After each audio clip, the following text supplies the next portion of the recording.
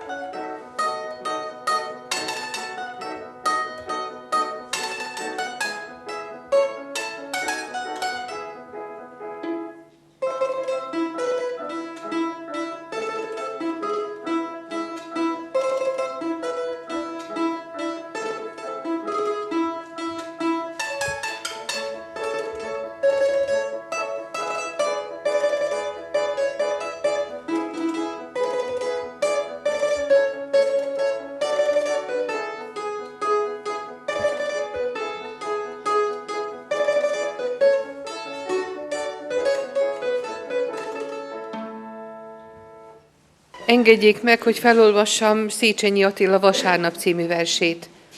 A kedvesemet kávéról teára váltottam. Feszültség. Minden hiába. Mit beszélnek az utcák, mit árulnak el az emberi arcok? Templom, vasárnap, heti fáradtság, soha véget nem érő hétköznapok.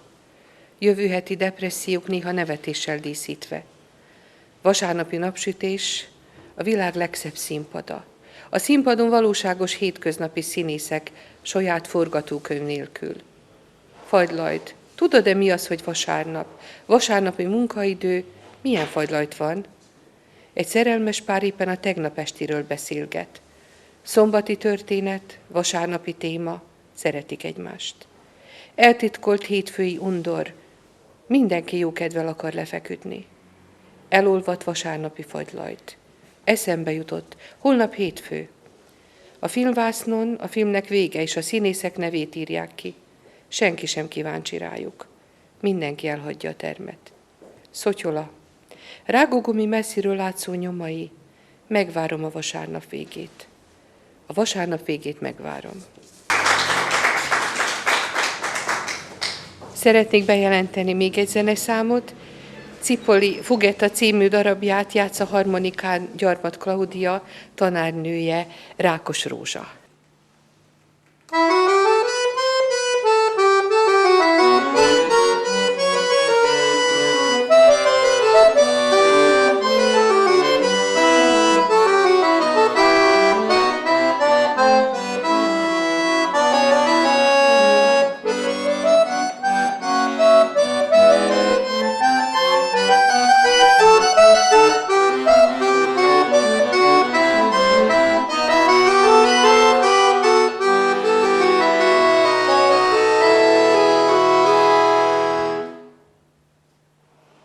Dozvolite da predam sada reč direktorici naše ustanove, likovnoj umetnici Barna Kolozsi Valériji.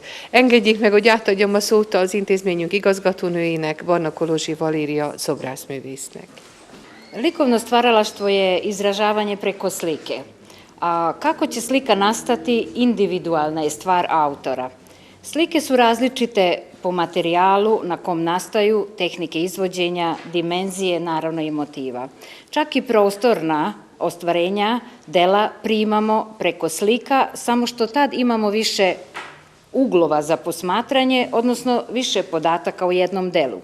Ovdje se susrećemo sa veoma različitim delima po svakom pitanju, a ono što treba istaći da su veoma originalne, kreativne, a sadržajno vezuju se za doba u kom živimo.